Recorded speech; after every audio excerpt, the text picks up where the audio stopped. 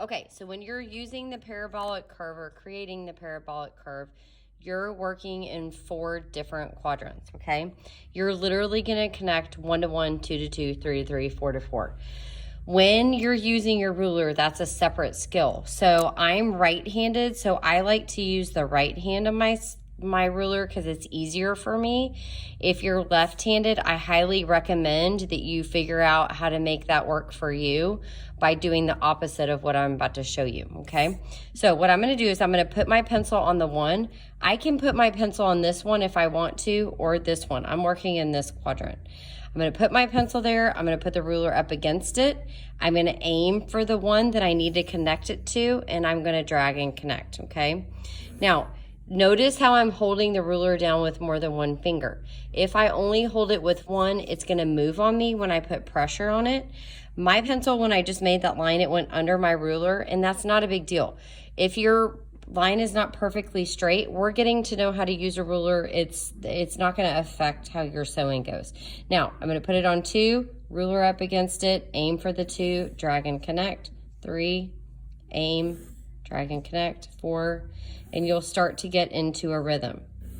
Now, if you're doing it the right way, I already did 5, that's 6. If you're doing it the right way, you're gonna notice that the lines start to kind of pivot, and it's gonna make it look like you're putting a bend into your lines, but you're actually not, okay? When you stack straight lines in a row and creating a pattern, it creates this parabolic curve and makes it look like the lines are curving, but they're actually not, okay? And we're gonna do the same thing with string later on. Okay, so that's my first quadrant. I've finished. I'm gonna keep doing that in all the rest of the quadrants, okay? Now, if you're on the other side of the paper, I already numbered this guy for y'all.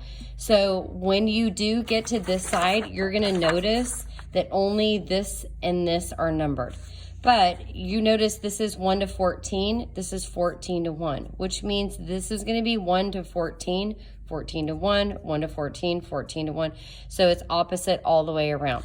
So what I do is I prefer to use pen when I'm doing this, and I go ahead and I go, this was 1 to 14, 14 to 1. So I know this has to be a 1, this has to be a 14, 1, 14, 1, 14. So I start and I number the outside dots first. Then I go in inside, I note the inside numbers. So if this is 1, obviously this is gonna be 14. And then I fill it all in pen. And notice how small I make those numbers. So this is, to me, is important because once we get to sewing, it just gives you a reference. Not everybody needs those dots, but it's helpful to me. And once you start sewing, you don't want to go back in and add it. So it's better to do it right away, okay? So if you think that this is the side that you're gonna prefer to do, you wanna get that done. But when we're actually adding the lines to it, it's the same exact thing.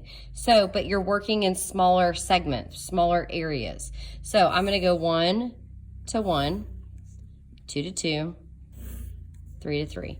And so this is gonna look more like a snowflake, or I'm trying to think of what other people think it looks like. I feel like it looks like a snowflake, but it's really pretty and it gives you lots of ideas too.